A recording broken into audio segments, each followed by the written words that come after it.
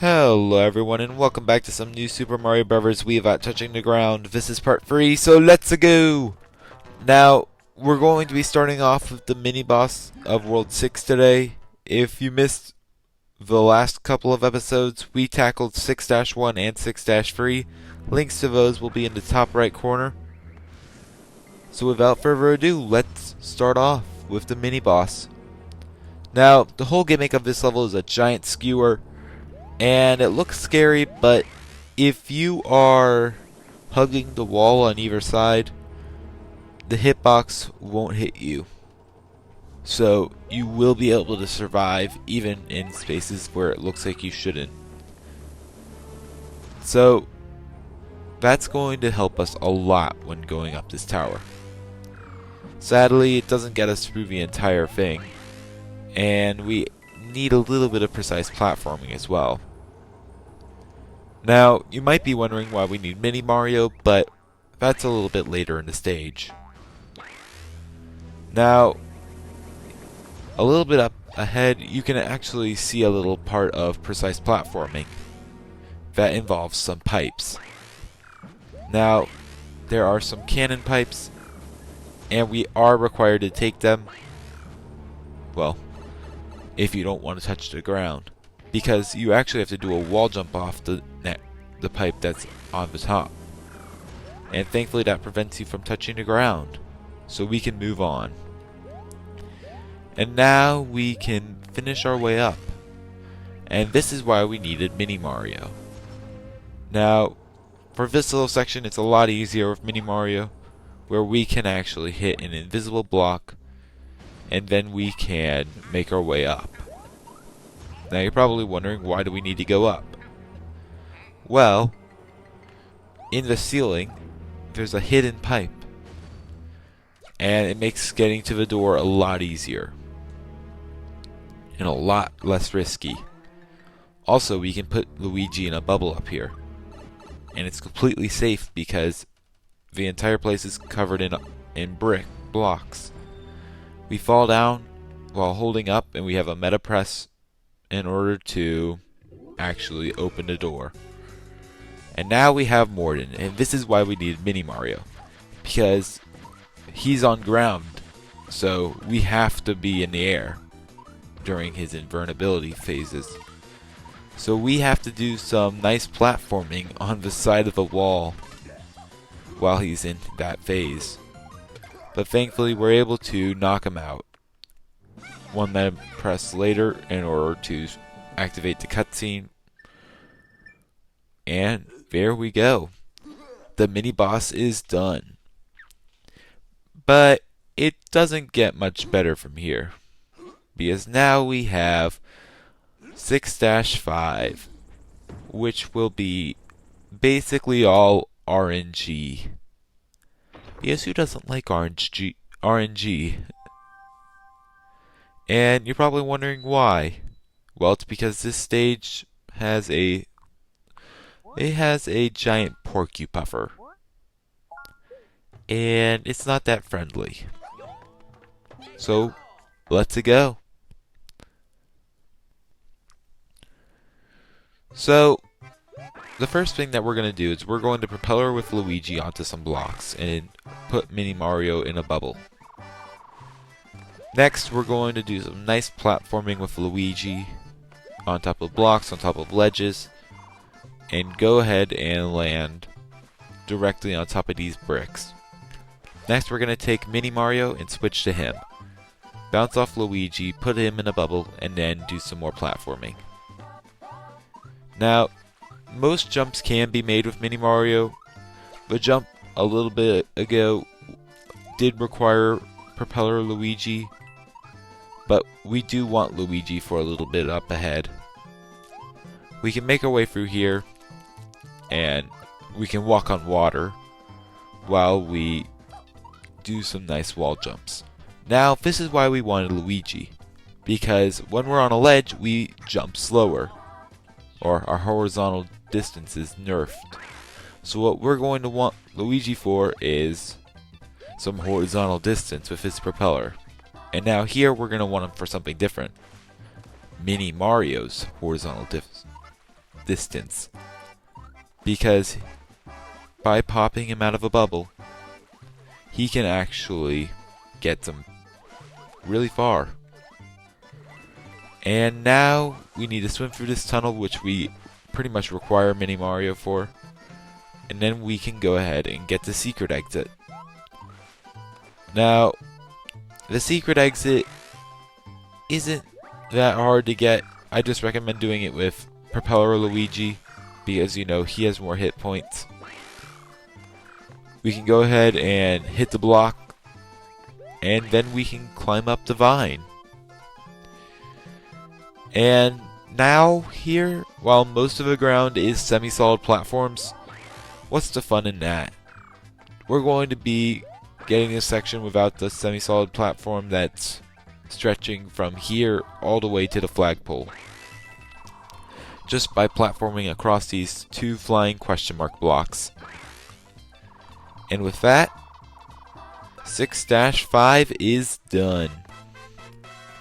And now we get to move on to the boss. Oh boy. Now, the boss is he's a kind of a weird case, where nothing is extremely challenging, but there are a lot of somewhat challenging sections. Sort of like a weaker version of 6-1. Or, I guess it's better to compare it to 6-3. But, we're going to go ahead and take on this level with Propeller Mario, because we don't need a mini mushroom here. So, the first part is on these swinging sprites. We can do some platforming across them, and we can thankfully make it pretty far on these, until we come to a section on brick blocks, which are also objects, giving us a little bit more distance through this level. We can go ahead and land down on another rotating platform before making it to one of the hardest jumps here. So, this next jump is really difficult to make, because we have to go really far to make it to a pipe, and our jump distance is nerfed because we're on a slope. Thankfully, we can make it, and we can successfully move to the next section. Now, we need the propeller mushroom to propel our way over to a question mark block, and now we have RNG. Because if you look to the right, you can see a question mark block, which we need. Now, we need it to stand on for one simple reason. Above it is another random invisible block with a star in it. And that star makes this section a little bit easier. But sadly, it doesn't last long, so we're back to normal. And now we have a whole bunch of RNG. Thankfully, with a little bit of luck, I was able to dodge off the spike balls. And then we are able to make it onto one final question mark block before making it to the door. I hold up, and then we enter it, and then we can run to the boss. Now, the boss, you're probably thinking, requires a mini mushroom like the last one. But, because the ground here isn't ground, in fact it is objects, as you can see in a moment, they actually move. So, yeah, they're objects, making this little section completely, well, easy. Because there's no ground. So we can go ahead and take down Morden, and that'll be it for this episode. And one more hit will do it. And 3, 2, 1. And one final jump. And there we go. Thank you all so much for watching, and I will see you in probably like 5 seconds, because this video isn't over yet. Yeah, for some reason in World 6, there isn't just a final boss. In fact, we have an airship level. So, let's go. Now, will this airship level be the end of this run? Will it be the most challenging level in this entire game? Let's find out.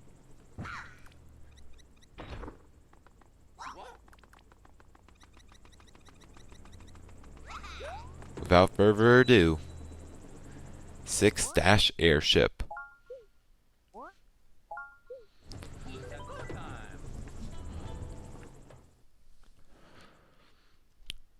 Now, we're gonna need to have Propeller Mario for this, and no other characters, because we need to immediately propeller. Yay, no meta ground press here. Now, we're going to have to platform across rolling hills, or sprites. So, oh yeah, rocky wrenches. Now, these guys might look like they're hard, or hard to avoid, and you can't kill them because they're on the ground.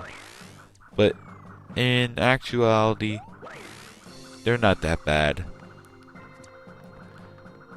So now we have to go over a huge staircase, which can easily be done with just a nice propeller.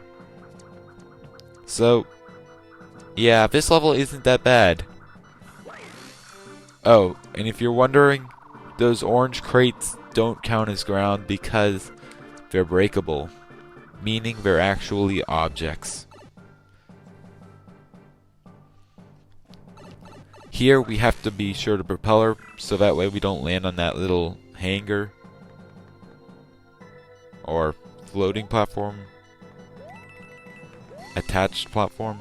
Instead land on these rolling sprites. Then we have to do a pretty precise jump. I messed it up there, but thankfully I didn't land on the ground. We do that jump and then we enter the pipe. And now we're at the halfway point. Now we have pretty much more of the same of this level. Just more platforming between rolling hills, which are sprites. So, yeah, this is one of the easiest levels. And then we get to this section, where we get a lot more rocky wrenches. As you can start to see, wrenches start flying in from the right because there's some rocky wrenches off screen, making platforming a little bit harder. But thankfully it's nothing that bad.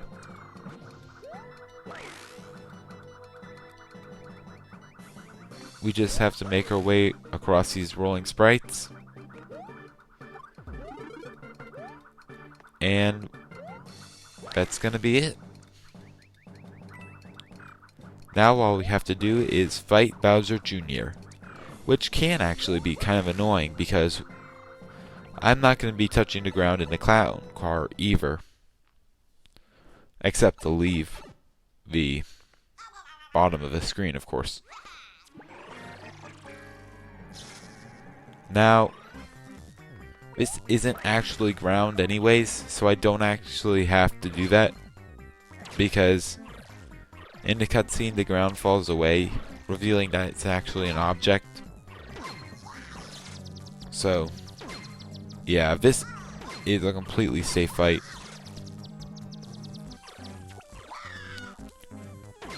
And one more hit will do it to Bowser Jr.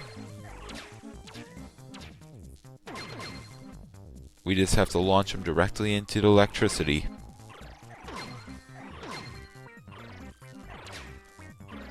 And this can be kind of annoying because it's bumper cars, but thankfully we're able to win. And now the cutscene starts. And as you can see, Kamek brings Bowser Jr. back up and makes the floor collapse under you. And with that, we can watch the cutscene. And that'll be it. Thank you all so much for watching. And I'll see you guys next time in World 7. Goodbye.